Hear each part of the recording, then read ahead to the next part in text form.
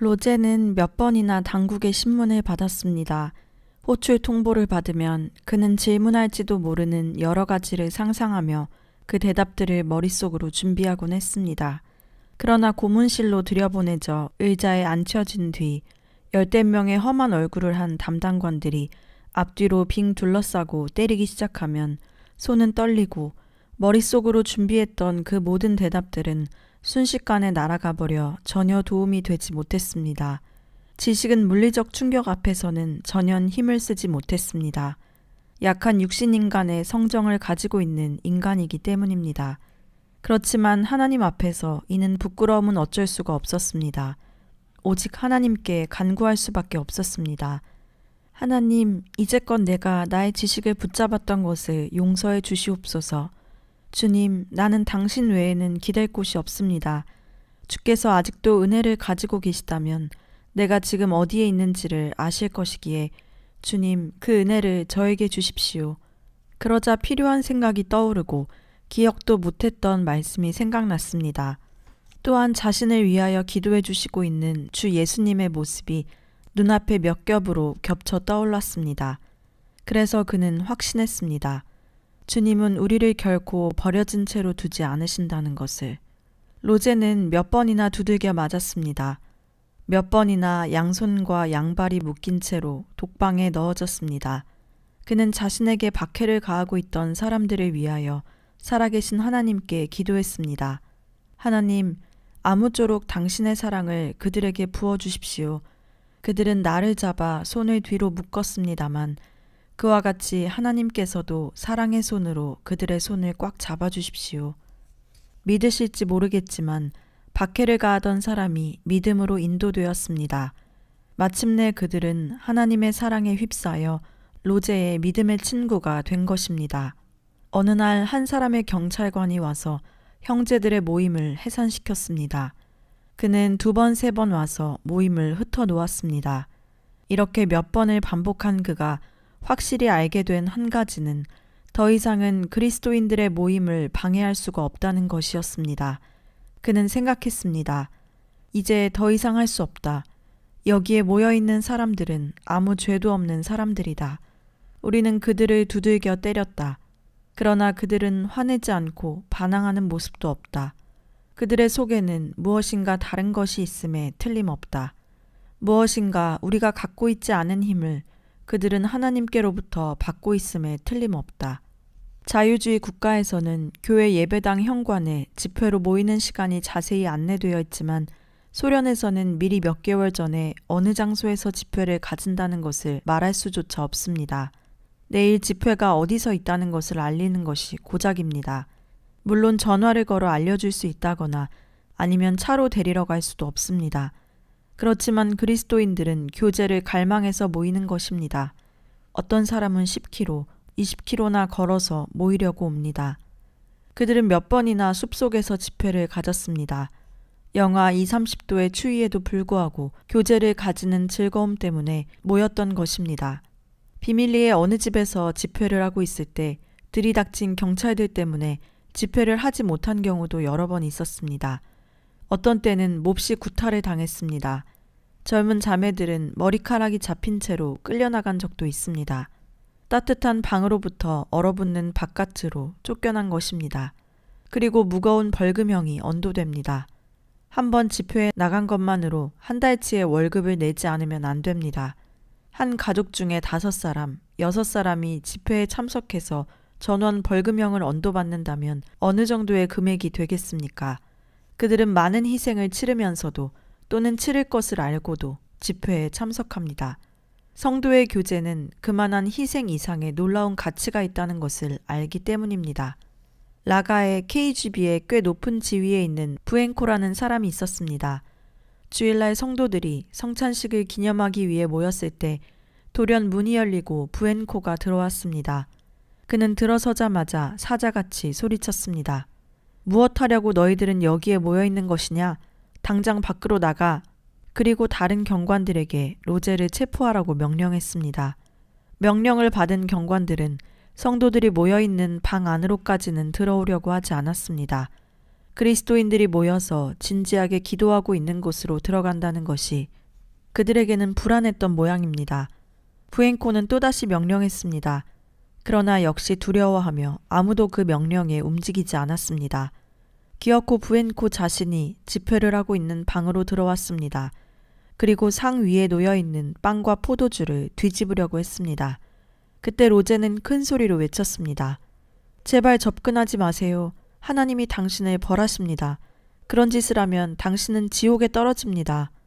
깜짝 놀란 그는 눈을 크게 뜨고 두서너 걸음 뒷걸음질 쳤습니다. 우리를 이대로 놓아두세요. 원한다면 우리들이 당신들 쪽으로 가겠습니다. 로제가 말하자 부엔코는 말했습니다. 로제, 이 땅이 아무리 넓다고 해도 너는 나로부터 도망갈 수 없다. 너는 지금 내 손 안에 놓여있다. 너는 내 손에서 결코 도망갈 수 없다. 나는 너를 쓰레기처럼 이 손으로 없애버리겠다. 모여있던 그리스도인 전원이 무릎을 꿇고 진심으로 하나님께 기도했습니다. 마룻바닥은 눈물로 젖었습니다. 형제들이 러시아어로 기도하고 로제도 기도했습니다. 그가 그 무서운 사람을 위해 기도하자 그 사람은 외쳤습니다. 나를 위하여 기도하지 않아도 된다. 아무튼 나를 위해서는 기도하지 말아라. 부엔코는 집회소에 그냥 있을 수가 없어서 경관들을 데리고 나가버렸습니다. 기도가 그를 움직였던 것입니다.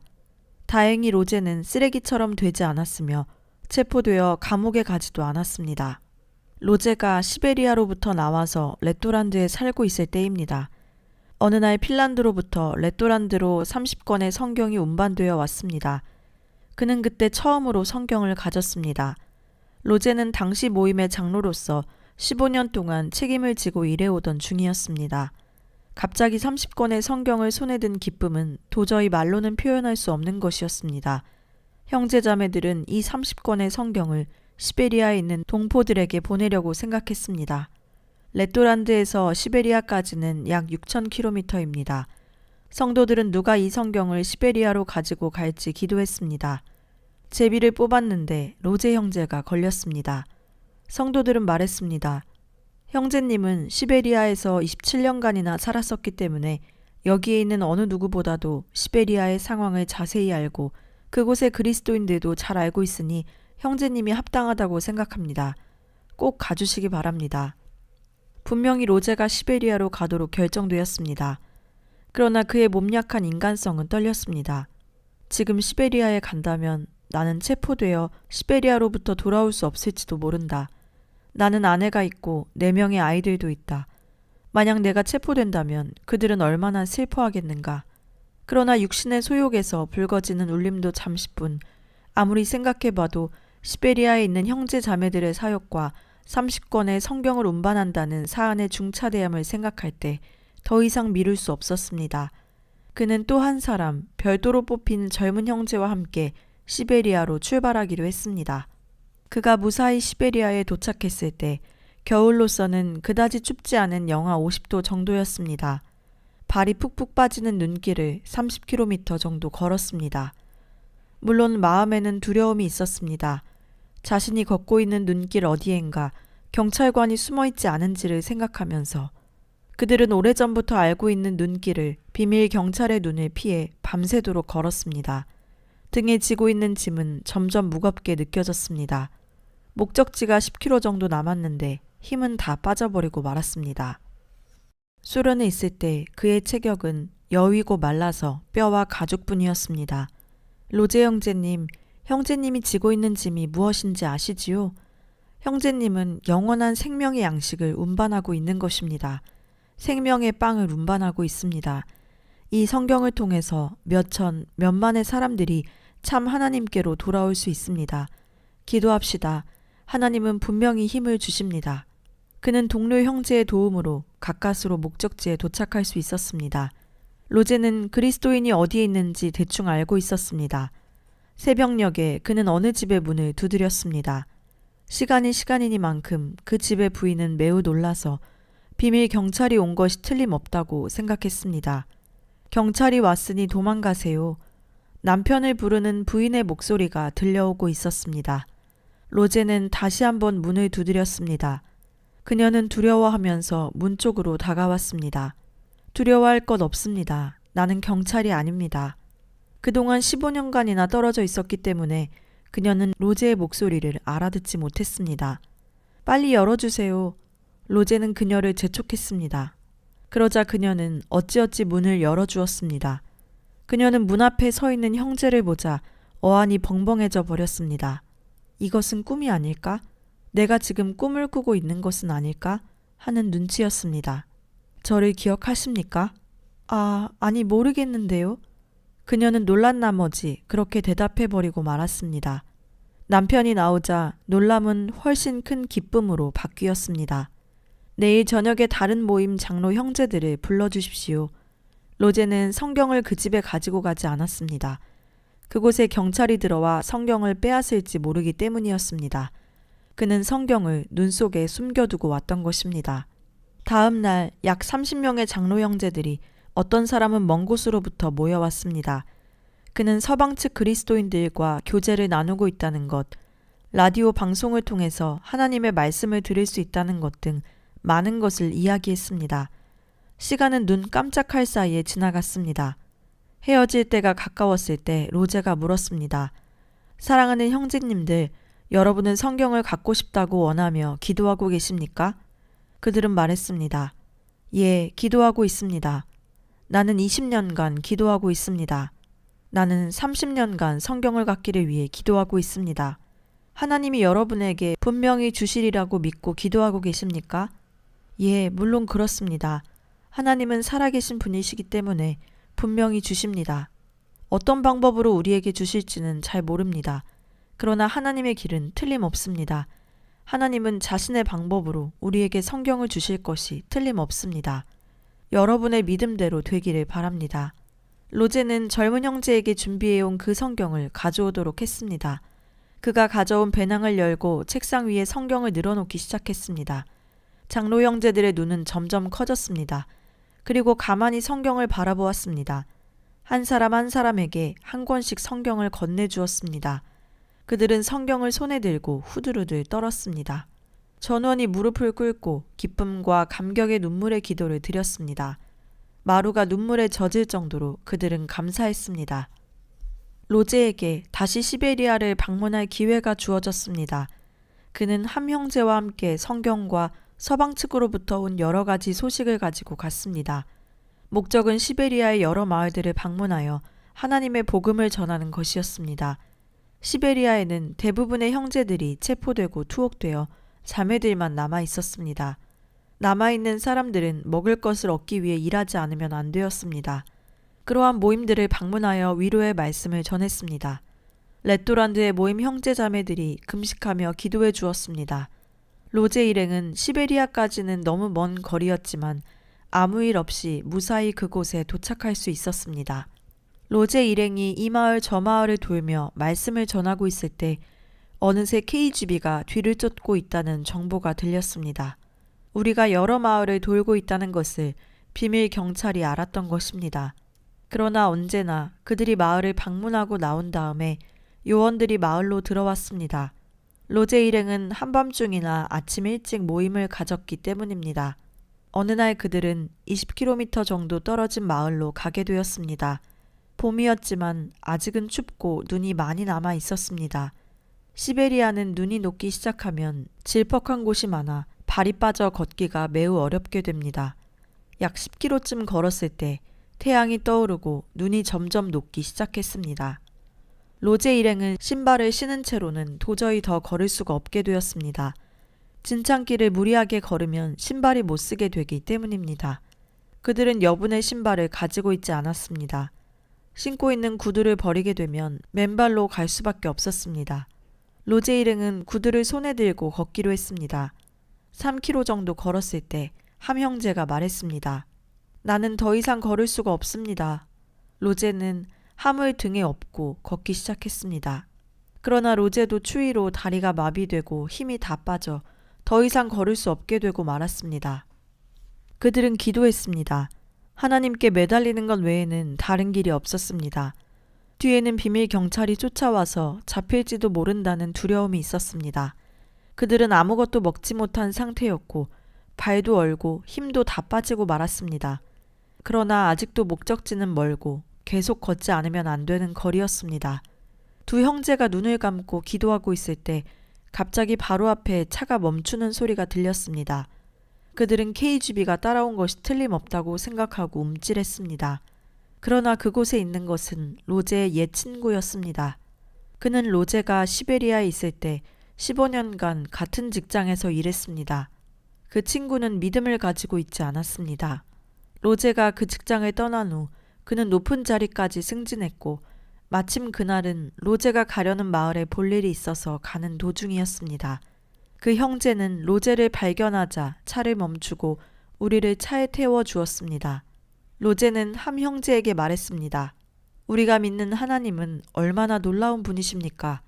그들은 이렇게 하여 목적지 마을에 도착할 수 있었습니다.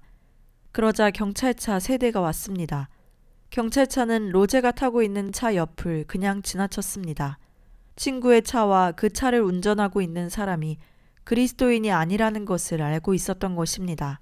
경찰은 친구 옆에 두 형제가 있다는 것에 눈치를 채지 못했던 것입니다. 그리고 경찰은 그 동네의 동사무소에 가서 로제 일행이 왔는지 안 왔는지를 확인했습니다. 그들이 오지 않았다는 대답을 듣고 그들은 다음 마을을 향해 달려갔습니다. 로제 일행이 그 마을에서 집회를 열자 마을의 절반 정도가 모였습니다. 그리고 그 밤에 많은 사람들이 살아계신 하나님을 믿고 생명으로 인도되었습니다. 마루는 이미 회개의 눈물로 흠뻑 젖었고 이것은 진지한 기도의 응답이었습니다. 분명히 처음에는 시련이 있었습니다. 하나님은 로제 일행이 진지하게 기도를 하는지 아니하는지를 시험하신 것입니다. 하지만 그 후에 반드시 하나님은 복을 가져다 주셨습니다. 이와 같이 하여 하나님께서는 이 마을에서 저 마을로 그들을 인도해 주셨던 것입니다. 그 마을에 KGB가 다시 돌아왔을 때 로제는 이미 다음 마을로 출발한 후였습니다. 로제와 함은 여행 기간 내내 비밀 경찰에게 추적당하고 있었습니다. 그러나 임마누엘의 하나님이 언제나 함께하여 주셨습니다. 로제는 27년간 시베리아 수용소에서 공산주의자들로부터 고통을 당해 등을 곧바로 펴고 걸을 수 없었습니다. 그러나 그는 그런 심한 박해 가운데서도 놀라운 것은 그리스도 안에서 자유를 얻었던 것입니다. 시베리아에서 27년이 끝나고 수용소로부터 해방된 로제는 레토란드 지방의 리가라는 읍으로 옮겨졌습니다. 그리고 그 후 하나님은 그를 그의 선조들이 살았던 조국 독일로 인도해 주셨습니다. 로제를 신문실로 불러냈던 당국자들은 언제나 그에게 이렇게 말했습니다. 너는 결코 자유의 몸이 될 수 없다. 너는 이 나라, 이 땅, 이 건물 안에서 죽어가는 거야. 비밀 경찰의 건물로 사랑하는 아들들이 로제를 보기 위해 몇 번이나 왔었습니다. 그의 아내는 그 건물 안에서 선체로 눈물을 흘렸습니다. 경찰들은 너는 이 건물로부터 나갈 수 없다고 말했습니다. 그러나 최후의 말씀을 하시는 분은 하나님이십니다. 하나님께서는 로제 가족을 속박 가운데 있게 하지 않으셨습니다.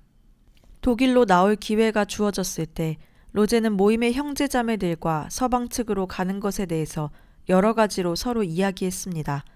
형제자매들도 이해하여 주고 정부로부터의 허가도 얻을 수가 있었습니다.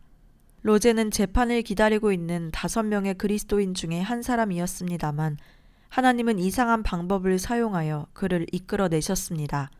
국외로 가는 것이 결정된 그때부터 그는 당국에 의해서 다른 그리스도인들과 교제하는 것을 금지당했습니다. 그러나 주님 안에 있는 많은 형제들이 로제와의 교제를 위하여 어려운 중에도 방문해 주었습니다. 그들은 몰래 숲속에서 만났습니다.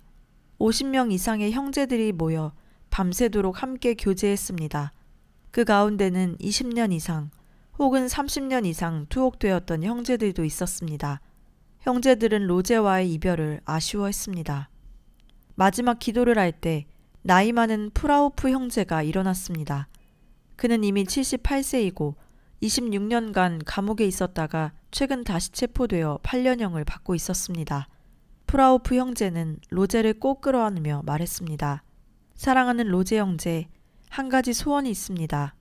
형제는 이제 자유의 나라로 가시겠지요. 그 땅에 가서 죄를 범하지 마시기 바랍니다.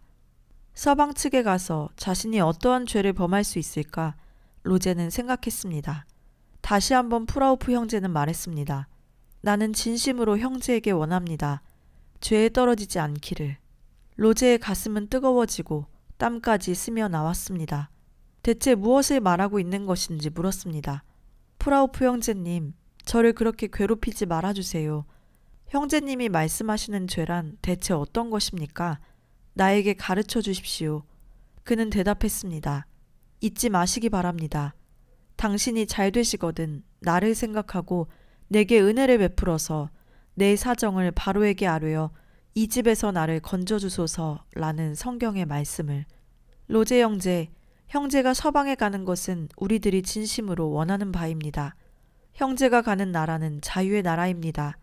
형제는 행복하게 되시겠지요. 그러나 부탁합니다. 우리들에게 긍휼의 마음을 가져주십시오. 우리들의 일을 생각해 주십시오. 우리들은 여기에 남아 있습니다. 여기에는 형무소가 많이 있습니다. 몇천, 몇만이나 되는 주님 안의 형제들이 그 형무소 가운데 들어 있습니다. 모든 교회가 박해를 받고 있습니다. 형제는 우리들과 함께 그 고통을 체험한 사람입니다. 그러므로 제발 잊지 마시기 바랍니다. 요셉이 그 친구들에게 했던 것을 잊지 말아 주십시오. 그 땅에 가서라도 사랑하는 그리스도인들과 주님 안에 있는 교제를 가져주십시오. 그리고 그 땅에서의 교제와 같이 우리들과의 교제도 계속 가져주십시오. 우리들은 곤란한 상태에 놓여 있기 때문입니다. 우리들에게 지워져 있는 십자가는 무거운 것입니다. 그리고 점점 무거워지고 있습니다. 그의 말씀으로 전송받음을 끝으로 로제는 자유의 나라 독일로 나왔습니다. 그의 주위에는 더 이상 비밀 경찰이 없고 박해도 없었습니다. 그러나 로제의 마음은 소련에 있었습니다. 그가 서방 측에 나왔을 때 처음의 3년간의 생각은 모두 소련에 있었습니다. 밤에 충분히 잘 수가 없었고 한밤중에 벌떡 일어난 것도 셀 수가 없었습니다. 소련에 있었을 때 한밤중에 당국자들이 와서 그를 체포하여 신문실로 끌고 갔던 일이 생각났습니다. 한밤중에 위협당하고 가택수사도 받은 일도 있었습니다. 로제는 언제나 주님께 기도했습니다. 주님, 제발 제가 죄를 범하지 않도록 지켜주십시오. 나는 대체 어떻게 독일에 있는 형제 자매님들을 찾으면 좋겠습니까? 그리고 소련에서 박해를 받고 있는, 고통당하고 있는 나의 형제 자매님들의 일을 독일에 있는 형제 자매들에게 어떻게 전하면 좋겠습니까? 로제에게 있어서 이 자유의 나라라고 하는 곳은 완전히 다른 세계였습니다. 소련에 있을 때에 언제나 러시아어를 말하고 있었기 때문에 독일어는 잘 못했습니다. 그는 숲속에 들어가 자주 기도했습니다. 당시 그는 위넨에 살고 있었는데 그곳에는 소련에서 나온 사람들이 들어가는 시설이 있었습니다. 로제의 가족은 아내와 4명의 아이들이었는데 모두 같은 믿음을 갖고 있었습니다. 그는 울며 하나님께 부르짖어 구했습니다. 크신 하나님, 제가 죄를 범하지 않도록 해주십시오. 당신은 알고 계십니다. 나의 형제자매들을 어떻게 찾아 구하면 좋겠습니까? 나는 말도 충분히 할 수 없습니다. 나는 무엇을 하면 좋겠습니까? 놀라우신 하나님께서는 그의 기도를 들어주셨습니다. 로제가 본으로 이사한 지 2년이 지나지 않은 어느 날 일입니다. 로제와 성도들은 국교회의 건물을 빌려서 집회를 하고 있었습니다. 소련으로부터 나와 있던 많은 독일계 러시아인들과 함께 예배를 드리고 있었습니다. 그곳에 갑자기 수명의 일본인이 왔습니다. 한 번도 본 적이 없는 사람들이었습니다. 전혀 다른 얼굴을 한, 또한 알지 못하는 말을 하는 사람들이었습니다. 그 중에 한 일본 사람이 독일어로 말하기 시작했습니다. 로제는 놀라서 물었습니다. 당신들은 대체 무엇하러 오신 것입니까? 우리들은 소련에서 오신 그리스도인들이 이곳에 계시다는 소식을 듣고 온 사람들입니다. 당신들을 방문하러 온 것입니다. 그럼 당신들은 그리스도인들입니까? 예, 우리들은 그리스도인입니다. 능숙한 독일어였습니다. 그렇다면 너무나 갑작스런 부탁입니다만 간증을 해주시지 않겠습니까? 예, 좋습니다. 회당은 300명 이상의 사람들이 모여 입구까지 꽉 찼습니다. 이 일본인 형제가 강단에 서서 갑자기 독일어로 간증을 하기 시작했습니다. 모여있던 사람들은 놀라서 눈이 휘둥그레졌습니다. 일본인이 독일어로 말하는 것을 처음 들었기 때문입니다. 그분이 쿠로다 형제였습니다. 이렇게 해서 그들은 처음으로 쿠로다 형제와 만났습니다. 하나님은 쿠로다 형제를 통해 일본의 문을 열어주셨는데 하나님의 인도하심이었습니다. 로제가 일찍이 시베리아에서 생활하고 있었을 때 그들의 선조가 살았던 조국 독일에 돌아갈 수 있으리라는 것은 꿈에도 생각하지 못했습니다. 그러나 하나님께서는 벌써 계획을 가지고 계셨습니다. 또한 하나님께서는 일본의 쿠로다 형제를 붙잡아 독일로 보내어 독일어를 공부시켰습니다. 그가 일본에 와서 일본의 형제 자매님들께 소련의 일을 이야기할 수 있도록 하나님은 준비해 주셨던 것입니다.